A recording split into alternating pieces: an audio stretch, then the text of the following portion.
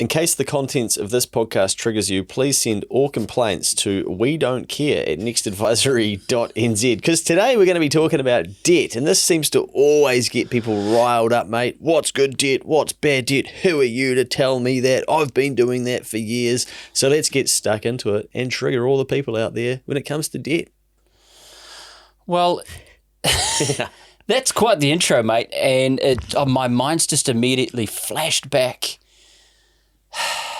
to the government budget and the discussion around debt on that, and some of that could be said to be dumb debt because it's costing us an absolute fortune. And what's the return that we're getting?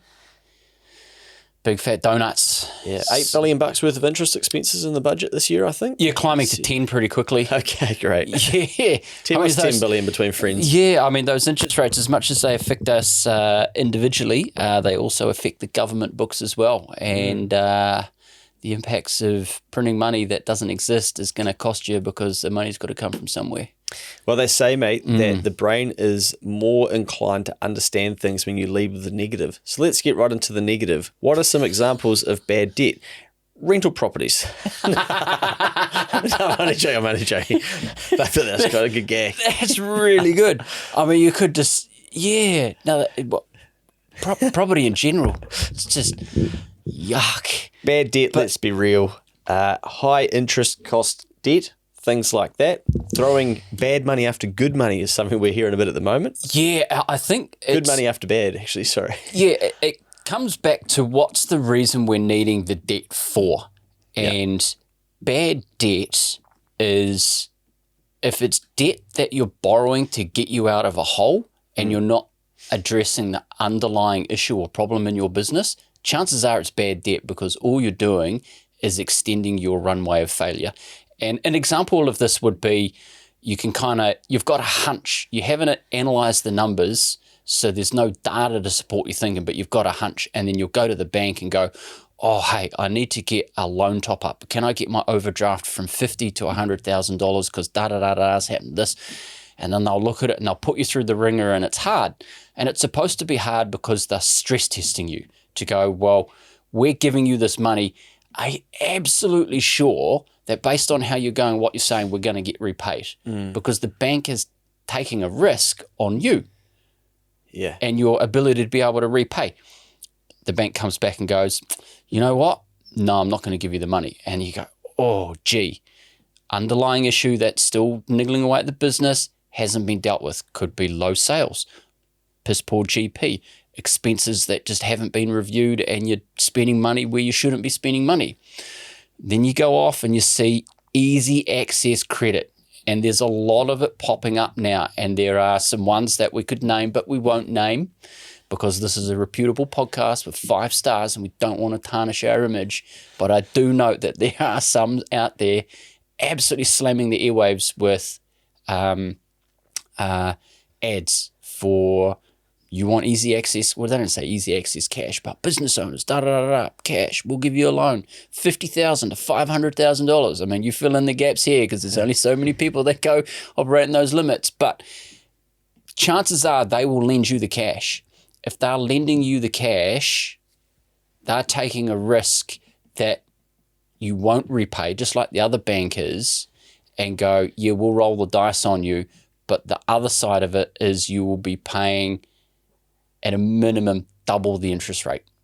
So a bank, if they'll give you lending and it's, a good rate, it might be 10 to 12%.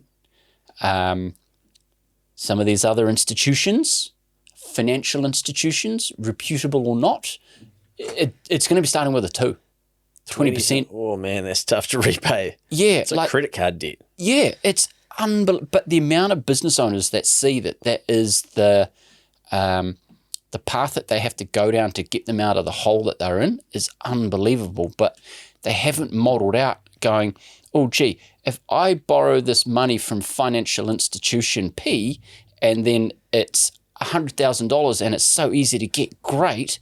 Now I can go and pay off all my creditors that are screaming at me. I'll take some drawings out and I'll go on that trip to Fiji because I want to treat myself. Yeah. And then leave some more money in the business to ultimately spend it on expenses that you're going to end up leading to a path of failure because we still haven't addressed that underlying issue. You haven't modelled in the fact that you're going to be paying 24% maybe interest on that $100,000 every single month. That's dumb debt. It's really hard to get back on top of something like that too. Really hard. I reckon one of the biggest red flags or things we could point out, if there is advertising coming at you saying you could be eligible for funding, that's a good thing to stop and go, is this funding or is it debt? But I think there's been a bit of swapping in funding to make it sound like, I could sexy. Yeah, I could apply for this and see, actually, I'm just eligible for a loan and it's at some ridiculous rate. The thing that I think will be easy for people to understand individually is just consumerism. So getting debt just to think, okay, and I did this in my younger years, get the lazy boy, all that, the TV, great. It's you got a lazy boy? Yeah, big time. I told you this. No, I don't remember a lazy boy. All the TV. Things, I got a TV. Yeah. Didn't get the lazy boy to go with the TV. That's probably, okay, I get that now, yeah. But what happens when you do that is you get your thing, but then you get marketed to, because then you realize I see with this card, actually, I can go to Flight Centre as well. Next time I need some flights in an emergency, they could go on this card, which has actually got a bigger balance than I even really thought that I was going to need. But I guess if you're going to give it to me, maybe I will. And then 3 months later, after showing good repayment history, letter in the mail, hey, you're now unlocked. Congratulations. Yeah, well done. Your credit limit has gone from $10,000 to $20,000. Tick this box and return it to us if you don't want it. Otherwise, you've got access to that credit immediately. Yeah. And I think so much of that easy to access credit in our personal lives has led us to consume more and know that we can walk around a house and be like, okay, how much of the stuff that I actually tick up? Yes, I've repaid it, but do I actually use it? Did I really need it? Would I have purchased it if I saved up to buy it? And I think if we're honest with ourselves, there'd be a lot of things that we buy in our life that we think, okay, if I had to save the money to stack it to buy that, I wouldn't buy that anymore. But because we're like, my future self can pay that off in 18 months of installments or even 4 installments or whatever, like bugger it, maybe I will get it. And it becomes more impulsive. And then I think that then leads into business decisions where we do the same thing, where we think, okay, well, let's get a credit card in the business. But then you end up living off of the credit card in your business. And I think in other countries, they call it the credit card float. And basically, a bank or people can work out what percentage of people have a credit card that everyone says like, I pay mine off in full, but really they've got to wait till their next payday to pay it off in full. And I think it's about 15 to 20% of people actually live in that space where they pay off their credit card with their next pay, but if at any one moment someone said you need to pay that off right now, they're fucked. Yeah, couldn't do it. Yeah, or because we're chasing status points that don't matter. Fuck all. Yeah. All the year points, or this is, I'm gaming the system because I'm leaving money over here in this account. I'm earning $3 of interest or whatever. But then you're tapping that credit card and paying 2% now anyway on top of for your payway fees and stuff. And I think the other thing that people forget as well is the mental rent and the bandwidth that it takes up by then having to remember to remain current with your credit card and go, oh gee, I'm getting close to my limit, I've got to sort that out. Or, oh gee, I've got to now remember that the monthly repayment's coming out, have I got enough cash? Yeah. Whereas if you're just operating from cash in a bank account, you got to swipe that card and there's no money, decline, nothing you can do about it. Do it. So, I'm all for using cheap debt if you're smart about it and if you're genuinely sophisticated enough to know that you're not going to end up getting behind, because it's easy in that 18 months interest-free, no repayments period to go like, I got heaps of time, but life changes in that period as well. So you've got to clear it, make sure you don't pay interest, accept that you're still going to pay some admin fee on it, but don't allow it to become bad debt by being a lever that you go, you know what, we didn't really need that over there, but bugger it, like we're going to chuck it on there. And all of a sudden what you signed up for to buy actually takes you down a path where you're ticking up things that you don't really need. And the general theme there is personal debt can be bad because it's ultimately just fueling that consumerism thing, and that personal debt is not tax deductible. Whereas if we compare that to business debt, and business debt used well is tax deductible and is smart because it's part of an overall effective working capital strategy. And coming back to that earlier example in business, if you're borrowing easy access cash, that's ultimately just extending your runway of failure because you haven't addressed that underlying issue. And like I said before, it's either reducing sales, reducing volumes, your margin's not right, whatever it is. Borrowing money isn't going to fix that. Yeah. Whereas good debt, on the other hand, you'd be able to go to the bank with a well thought out proposal. You're going to have a cash flow forecast probably prepared. If the bank doesn't need one, it's probably a good idea that you prepare one so you can go, right, if I've taken on this debt and it's going to come into my business, what's my plan with this debt? The cash is going to come in. What am I going to do with it so I don't fritter it away? Yeah. Otherwise, it'll come like, well, let's go up to Fiji for our AGM, Luke, because we've just borrowed this money and then that's going to leave us with $80,000. And we'll only be gone for a couple of days, but I think 10 grand might do us all right. Yeah. A few bottles of Fiji rum. Yeah. Come back and then we've got $90,000 then left to spend. And it's just like, oh, gee, that 10 grand could have come in handy for an advertising campaign for a couple of months. Yeah. Or the other thing is for an asset, and when you're buying an asset, it's going to probably be to do with growing or investing in your business so that you can go from here to here, grow the business. People they can see this because it is being recorded. Yeah. Shock, feels forgotten. You're growing your business, so investing in an asset and using debt to fund that asset purchase is probably a smart thing to do. Shop around for the debt, talk to your accountant, make sure the terms of the debt, like what we've spoken about with motor vehicles in the past, matches the useful life of the asset. Yep. You'll probably find that if it is good debt, the interest rate will probably be a little bit more appealing because you'll be able to go to the bank and they'll go, you know what, this is a pretty smart proposal that you've put in front of us. Your numbers look pretty good. You look reasonably credible. We'll support that. As an example for us early on, mate, these devices in front of us, we had older equipment and whatnot. And then we started to learn about time and how, if you're not, if you're sitting there waiting things to load and then you're trying to move things over and then we're having to drive to the library to use their printer to sign things and you're losing 40 minutes when you're doing that each way. And we're like, geez, this is not a good use of our time. We need modern equipment.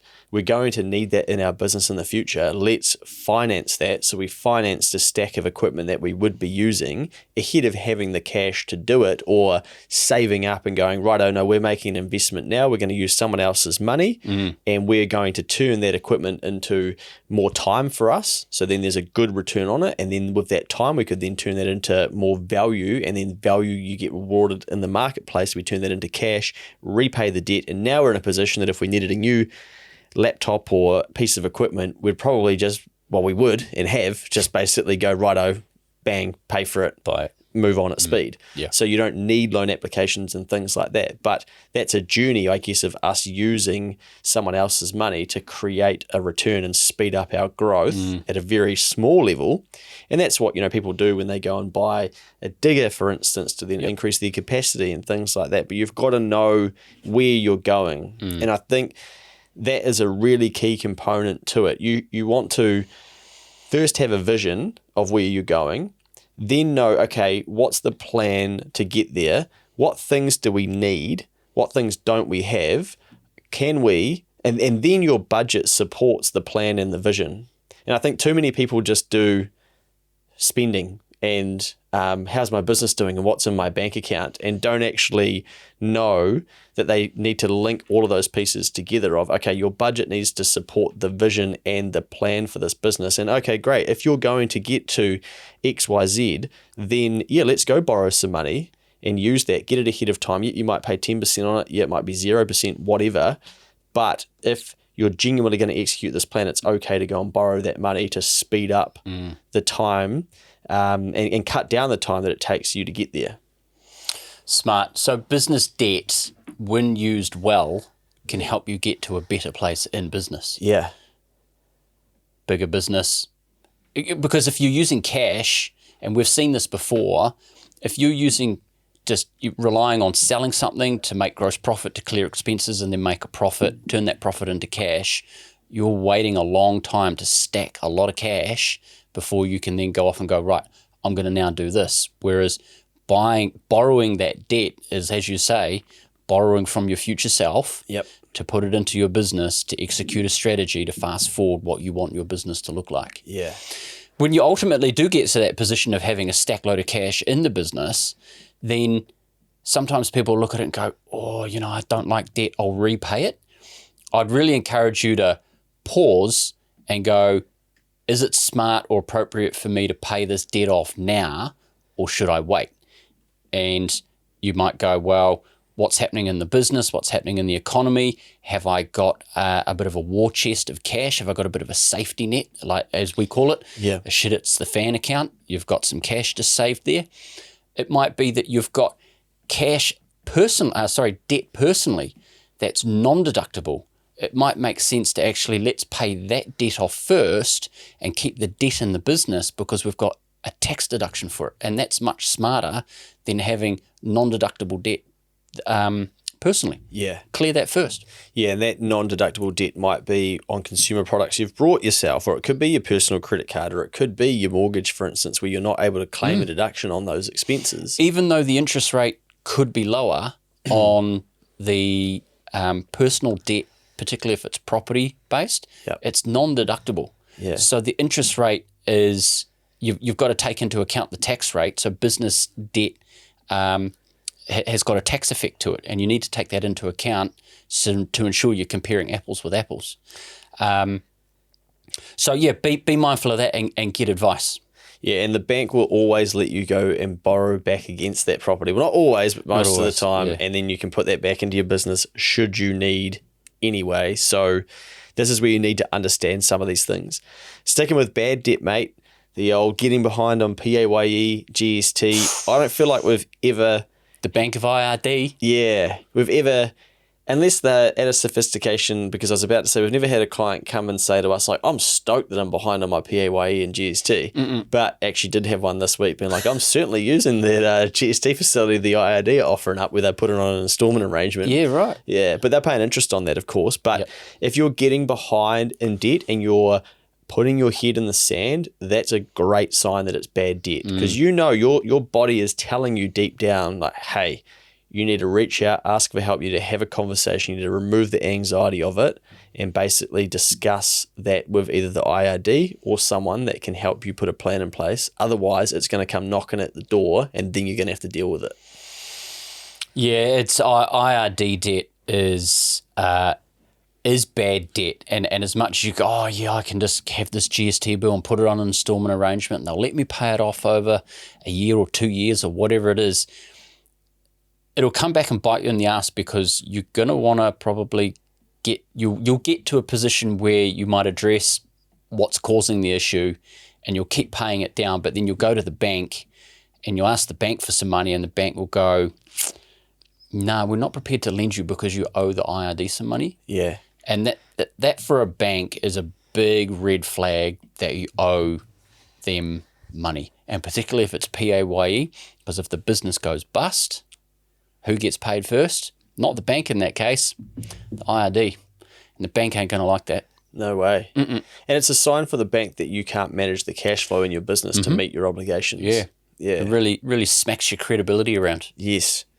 Hey, one thing that often doesn't get spoken about in this space when people talk about debt, mate, but I reckon we can take a different angle and weave it in, is bad debt is people who owe you money in your business. Now, what a bad debt actually is in accounting terms is basically Luke and Phil do some work for a business and they say, yep, we'll pay you. Now, we incur all those costs. We do the project, we deliver it, and then they don't pay us. Now, we have basically an obligation to try and chase them down, and eventually we just find out, no, they're not going to be able to pay us, and then we recognize a bad debt. So we write off that income as an expense on our profit and loss, and therefore we've had the income recognised of $10,000 worth of project work, but now an expense of $10,000 of bad debts because we're not going to get paid that money, no profitability on that. But really it's created a cost because it's created an opportunity cost, to our business and basically whatever input costs that we had as well. So you might actually lose money on that. But the point is that if you have people who owe you money and you aren't chasing them, that is very silly because they could become a bad debt. And that's expensive to you because you could have done something else with that time and you've probably spent money to generate that income.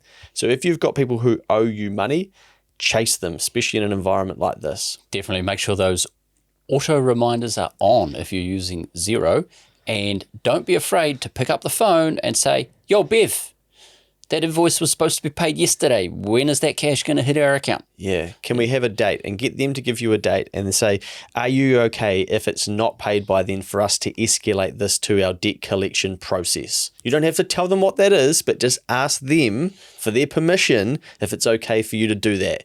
And they will psychologically in their head be like, fuck, I better make this payment because I told them the date that I would, and B, I've told them, yes, it's okay to move me to the debt collection process. Yeah. And you might not even have one, but trust me, just do those two things and you may notice that it changes. Yeah.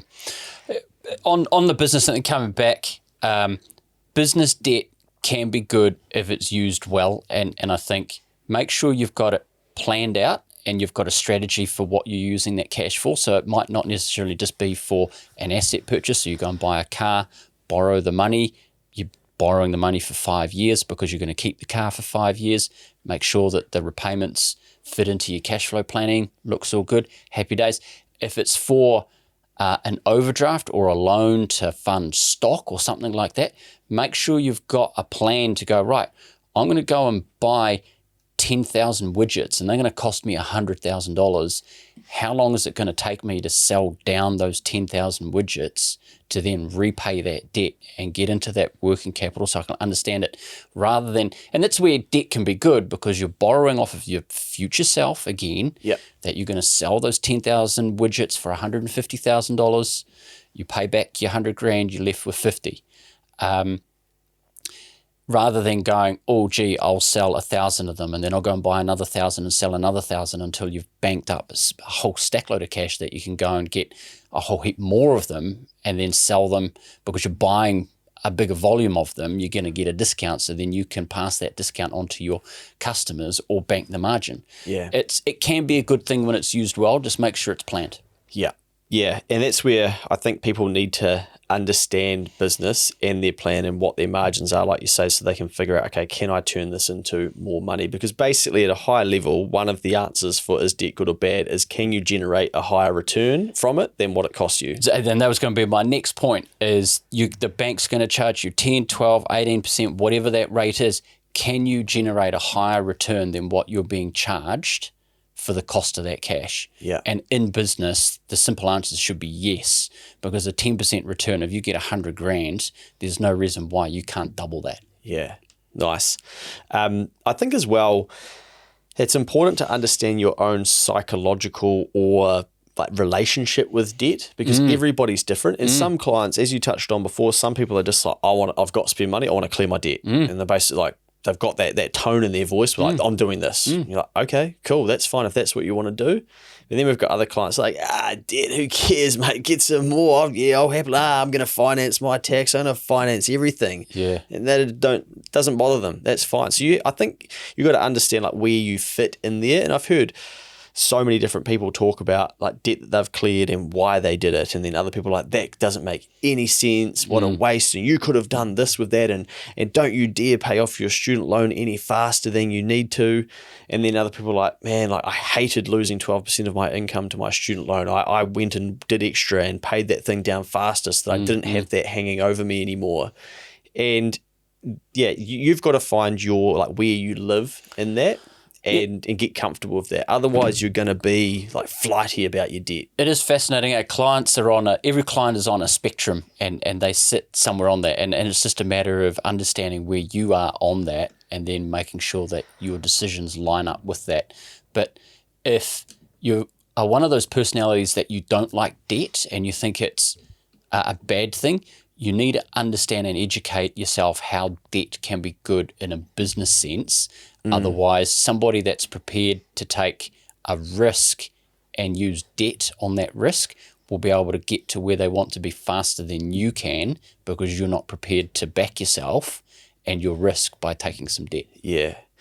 The Bible, mate, is, I think, thousands of years old. And there's a saying in there that the borrower is slave to the lender. Now, I don't think we're allowed to use the word slave too much in modern times. Frowned upon. Yeah. But I do think it's a good example of something that's obviously been around for a very long time. Yeah. I can't tell you what book it was in. But how old this concept is. But I do think it's a good lesson of, like, it's an easy saying to just throw around. But I think it's a reminder for us that wherever we take debt from, in some way, shape or form, if we borrow that money, we are a slave to that lender. And you've got to accept that when you sign on the dotted line for that, whether it's the IRD, whether it's a finance company, whether it's for the vehicle, whether it's the bank, whoever's lending you that money, you effectively are signing that saying, I'm working for you now. Until I pay this off. And you might be okay with that, or you might not be. And again, just like whether you might like or dislike debt, you've got to figure out where you sit with that. I might just bring up Trade Me and list a car and a house. Back to no debt. But the hard thing is that we live in a society of debt. Like you said before, if you don't take on forms of debt, you are going to slow yourself down compared to other people because it's just the world that we live in now. Like, try saving for a property and buying that in cash. Like, a pretty hard thing to do. Might be a 0.1% thing that happens. Yeah, People I don't know cash. anyone that's like saved money from like working that has then gone, you know what, I'm going to treat myself and go and buy a house. Yeah. You know, there might be somebody that's gone, you know what, I've just sold my business, I'm going to go and buy a beach house. Yeah, bingo. Yeah. You know, like you're swapping one form of investment or asset with another. Great, because you've just freed up some cash that was locked in your business asset and swapped it for another one.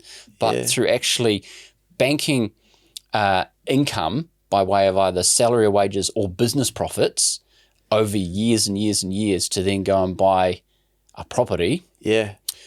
I mean, like, what's property going for on the Chatham Islands? Might be, you know, in Auckland to go and invest on what's the property market over there like? Yeah. I was watching something from Australia recently, mate, and it was an agent talking about how there's a lot of people in that buying a property in the $4 to $7 million bracket. And the person interviewing them was basically like, That's Australian dollars. Yeah. How are you doing that? Yeah, not the New Zealand peso. So, but what they said is like, it's actually not as surprising as what you would think. It's actually people younger than you would think too. And they've just been paying down debt for a long time. They might have sold their property at the height of the market and they're looking at it going, okay, well, we used to have $1 million property. We slowly paid that down.